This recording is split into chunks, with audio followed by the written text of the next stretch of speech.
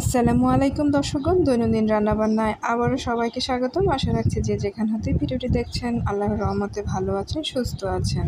Cake মেকারের bitter যদি বাসায় না থাকে তাহলে একটা আফসোস থেকেই যায়, আহা আমার তো কোনো বিটার নেই, আমি কিভাবে কেক বানাবো। স্পঞ্জ কেক হোক আর যে কোনো টাইপের কেক হোক, আজ তার সমাধানের জন্য নিয়ে এসেছি একদম ঘরোয়া উপায়ে বিটার ছাড়াই কেক তৈরি করে দেখাবো।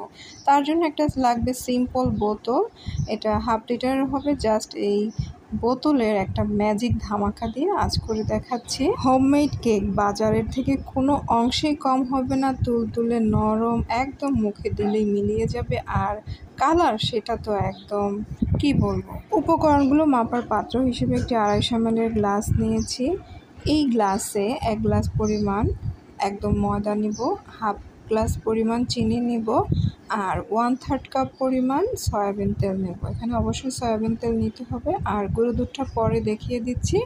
এখানে 4 ভাগের 1 ভাগ পরিমাণ গ্লাসের গুঁড়ো দুধ নিলেই হবে। আর রুমের স্বাভাবিক টেম্পারেচারে থাকা এই অবস্থায় 2টো ফার্মের ডিম নিয়েছি। অবশ্যই ফার্মের ডিম নেবেন, কারণ অন্যান্য ডিমগুলোতে কিন্তু সাদা অংশটা কম। গুঁড়ো দুধটা যে কোনো ব্র্যান্ডের হলেই হবে। জাস্ট এখানে 1 কাপের 4 ভাগের 1 কাপ নিয়েছি। সবগুলো উপকরণ এখন পাশে রেখে দিচ্ছি। আগে ডিমটা ফেটিয়ে নিচ্ছি। এরকম একটা শুকনো বোতল নিয়ে তার মধ্যে একটা ফানেল নিয়ে, যেহেতু ডিমটা সরাসরি প্রবেশ করাতে পারবো না, তাই ডিমের লিকুইডটা দেওয়ার আগে, ডিমটা দিলে কিন্তু লেগে যেতে পারে, তাই আগেই যে ঝরঝরে চিনিটা আছে তা দিয়ে নিচ্ছি, তারপর তেল দিয়ে নিচ্ছি, তারপর ডিমগুলো দিচ্ছি। আগে যদি ডিমটা দিতে যাই তাহলে কিন্তু চিনিটা যখন দিতে যাব তখন কিন্তু লেগে যাওয়ার সম্ভাবনা থাকে। আর 2টা ডিমই একসাথে দিবেন না, অল্প অল্প করে যখন দিবেন আস্তে এভাবে ঢুকে যাবে।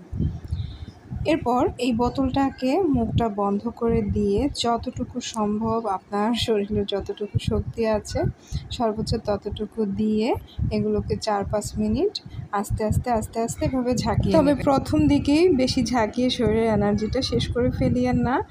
জাস্ট একটু ধাপে ধাপে ধাপে ধাপে আপনি একটু সহনশীল হয়ে এভাবে 4-5 মিনিট ধরে ঝাঁকিয়ে নেবেন। এই যে ঝাঁকানোটা, এটাই কিন্তু ব্লেন্ডারের অথবা বিটারের মতো কাজ করেছে। যতক্ষণে দেখবেন এভাবে চিনিগুলো একদম গলে গিয়েছে আর দেখা যাচ্ছে না বোতলের গায়ে, এবং এই জিনিসটা একটু ফোমে ফোমে হয়ে এসেছে, তখন বুঝবেন আপনার ব্লেন্ডিং এর বেশি বিট করতে হবে না। এবার একটা চালনির সাহায্যে যে শুকনো উপকরণগুলো আছে এগুলোকে একটু চেলে নিচ্ছি, না চেলে নিলেও হবে। আর এখানে 1 চা চামচ পরিমাণ বেকিং পাউডার নিয়েছি, সোডা না। বেকিং পাউডার আর বেকিং সোডা কিন্তু ভিন্ন জিনিস। আর 1 চিমটি লবণ দিয়ে দিচ্ছি। আপনারা যদি লবণ না খেতে চান তাহলে লবণটা স্কিপ করতে পারেন, কারণ গুঁড়ো দুধে একটা লবণাক্ত ভাব আছে। শুকনো উপকরণগুলো এভাবে চেলে নিলে যখন ব্লেন্ড করব বা এখানে মিশ্রিত করব তখন কিন্তু খুব সুন্দরভাবে এটা মিশে যাবে। এই পর্যায়ে যে লিকুইডটা ছিল সেটা এখানে দিয়ে দিচ্ছি। আর বোতলের গায়ে সামান্য একটু রয়ে গিয়েছে, তাতে 1 থেকে 1.5 টেবিল চামচ স্বাভাবিক টেম্পারেচারের পানি দিয়ে পরবর্তীতে গুলিয়ে নিচ্ছি। আর তার আগেই যে অংশগুলো আছে তা দিয়ে ভালোভাবে একটু ধৈর্য সহকারে, এখানে 2 থেকে 2.5 মিনিটের মতো আমার লেগেছে, আস্তে আস্তে আস্তে আস্তে সবটা উপকরণ যাতে একদম দলা পাকিয়ে না থাকে এভাবে মিশ্রিত করে নিয়েছি। আপনারা এরকমের শেপের চামচ না থাকলে যে কোনো কাঠি বা চামচ দিয়েও করে নিতে পারেন, তবে খেয়াল রাখবেন ভেতরে যাতে দলা পাকিয়ে না থাকে। অবশিষ্ট যে পানিটুকু ছিল তাও দিয়ে দিচ্ছি। এরকম একটা থকথকে ভাব আসবে, আর যতই আপনি এভাবে নাড়াতে থাকবেন ততই দেখবেন যে খুব সুন্দর একটা গ্লেসি গ্লেসি কালার আসবে। আর ফাইনালি আপনাদেরকে দেখিয়ে দিচ্ছি এরকম একটা লুক এসেছে। এবার আমাদের বাসায় যে টিফিন ক্যারিয়ার বক্স থাকে এগুলো 4 ইঞ্চির মতো ব্যাস হবে, তার নিচে সামান্য একটু তেল দিয়ে নর্মাল যে পেপার আছে তা এরকমভাবে দিয়ে নিলাম। এতে করে যখন পরবর্তীতে পেপারটা টান দিব খুলে আসতে সহায়তা করবে। এভাবে যে মিক্সচারটা আছে দিয়ে একটু ঝাঁকিয়ে দিব বাটিটা, আর একটা কাঁটা চামচ বা কাঠির সাহায্যে একটু নেড়েচেড়ে দেবো যাতে ভেতরের বাষ্পটা বের হয়ে আসে। এবার একটি তলা ভারী কড়াইয়ের মধ্যে এরকম একটা নর্মাল পেপার দিয়ে তার উপর একটা স্ট্যান্ড দিয়ে আমি এই কড়াইটাকে একদম প্রিহিট করে নিব, যাতে ভালোভাবে ভেতরটা উত্তপ্ত হয়, কড়াইটা উত্তপ্ত হয়, স্ট্যান্ডটা উত্তপ্ত হয়ে থাকে, কাগজটাও উত্তপ্ত হয়ে থাকে। এবার একটা রেখে ঢাকনা দিয়ে দিব, এমনভাবে দেব যাতে করে ভেতরের বাষ্পটা বের বের হতে না পারে।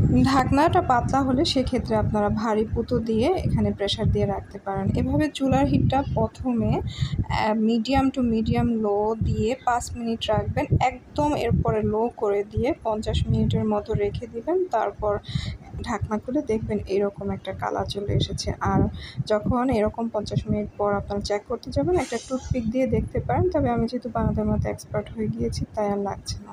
এই যে পেপারটা দিয়েছিলাম তার কারণেই কিন্তু চারপাশে একদম বাজারের মতো এরকম একটা কালার এসেছে। আর যখন এভাবে নামাবেন সাথে সাথেই সার্ভ করবেন না, প্রথমে এরকম একটা ঢাকনা বা সুতি কাপড় দিয়ে ঢেকে রাখবেন। এতে করে অনেক সময় কেক চুপসে যায়, এই চুপসানোটা থেকে এটা রক্ষা করবে। এরপর একটা ছুরির সাহায্যে এভাবে চারপাশটা একটু আগে আলগা করে নেবেন, তারপর ঢাকনাটা উল্টে দিয়ে কেকটা কোনো বাটিতে সার্ভ করে নেবেন। সব কিছুই করলেন, কিন্তু যদি টেম্পারেচারটা ঠিক না রাখেন তাহলে কিন্তু হবে না। অবশ্যই প্রথম 5 মিনিট মিডিয়াম টু লো হিটে রাখবেন এবং পরবর্তী 50 মিনিট একদম লো দিয়ে সেন্টারে আগুনটা রেখে এভাবে বেক করে নেবেন। একদম এটা কি ওভেনে করেছেন না চুলায় করেছেন আপনারা কিন্তু একদম বুঝতেই পারছেন না। আমি কেকটা কেটে আপনাদেরকে এখন দেখিয়ে দিচ্ছি কতটা সফট হয়েছে এবং ভেতর দিয়ে কতটা সুন্দর হয়েছে। এই কেকটা যে কোনো মোল্ডের মধ্যে নিলে সেই মোল্ডের শেপ ধারণ করবে। আপনারা একই প্রক্রিয়া অবলম্বন করে এগুলোকে নর্মাল যে কেক আছে সেই হিসেবে বানাতে পারেন, অথবা বার্থডে পার্টির যে কেকগুলো আছে সেগুলো ডেকোরেশন করে নিতে পারেন। দেখতেই পাচ্ছেন কেকটা কত সফট হয়েছে। আমি একটু কার্ভ করে দেখিয়ে দিচ্ছি। ভেতর দিয়ে একদম স্পঞ্জের মতো হয়েছে এবং কেকটাও কিন্তু মাশাআল্লাহ অনেক উঁচু হয়েছে। আপনারা যদি বার্থডে কেক বানাতে চান তাহলে কিন্তু এটা 4 লেয়ার করে বানাতে পারবেন। আমি একটু মোটা করেই কাটিয়ে দেখিয়েছি। আর যে কোনো মোল্ডের মধ্যে নিলে আপনারা যে কোনোভাবে এটা সাইজ করে নিতে পারেন। তাহলে দর্শকগণ দেখলেন তো মাত্র 2টি ডিম দিয়ে কিভাবে বাসায় একদম বাজারের মতো করে এভাবে পাউন্ড কেক তৈরি করা যায়। আশা করছি আপনাদের ভালো লেগেছে। তাহলে দর্শকগণ আজ এখানেই বিদায় নিচ্ছি। আপনাদের ভিডিওটি ভালো লেগে থাকলে চ্যানেলটি সাবস্ক্রাইব করবেন, ভিডিওটিতে লাইক কমেন্ট শেয়ার করবেন। সেই পর্যন্ত ভালো থাকুন আর নোটিফিকেশন বাটনে ক্লিক করে রাখুন পরবর্তী ভিডিও পাওয়ার জন্য। ধন্যবাদ।